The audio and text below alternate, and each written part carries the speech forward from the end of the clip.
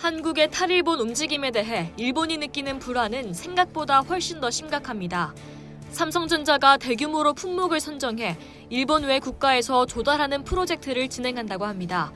이 정도면 일본의 반도체 관련 소재 부품 업계는 대재앙 수준인 것으로 전문가는 바라보고 있습니다. 21일 일본 아사히 신문은 일본의 반도체 핵심 소재 규제를 계기로 시작된 한국의 탈일본 움직임이 성과를 내기 시작하고 있다고 보도했습니다. 한국의 역대 정권이 결실을 거두지 못했던 반도체 핵심 소재 및 부품의 국산화에 대해 당초 일본 내에선 차가운 시선이 대부분이었지만 한국 정부, 대기업, 중소, 중견기업이 협력한 결과 맹스피드로 국산화에 성공하고 있다는 것입니다. 아사히 신문은 한국 언론들이 연초에 초고순도 불화수소 생산 능력 확보를 보도했으며 한국 화학기업 솔브레인사가 국내 반도체 소재 수요의 대부분을 공급할 태세를 갖췄다고 발표했다고 전했습니다.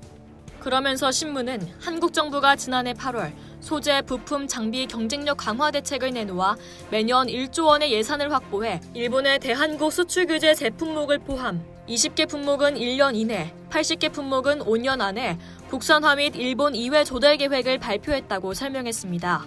그런데 당시 한국의 재계 관계자들조차 국산화가 안 되는 것은 아니지만 시간이나 돈이 많이 드는 데다 이익률도 높지 않아 진행되지 않을 것이라며 회의적 전망을 했다는 것입니다. 또 역대 한국 정부가 19년간 5조 4천억 원을 쏟아부어도 핵심 소재 및 부품의 국산화에 실패했다는 지적도 있었다고 전했습니다.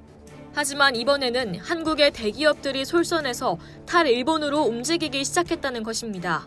업계 관계자를 인용해 삼성전자가 일본 의존도가 높은 소재 및 부품 중 약 220개를 선택해 조달처를 일본 이외로 전환, 탈일본 프로젝트를 진행 중인 것도 지적했습니다.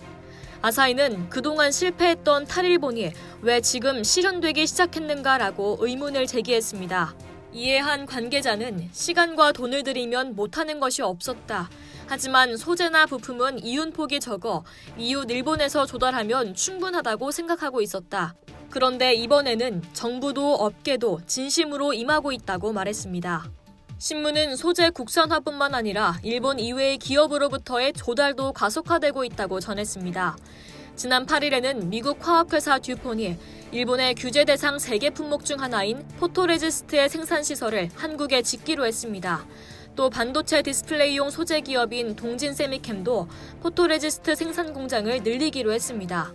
한일경제의 정통한 한국 정부 관계자는 아사히 신문과의 인터뷰에서 일본은 수출 규제로 반도체라는 한국의 가장 아픈 곳을 찌름으로써 자고 있던 아이를 깨웠다.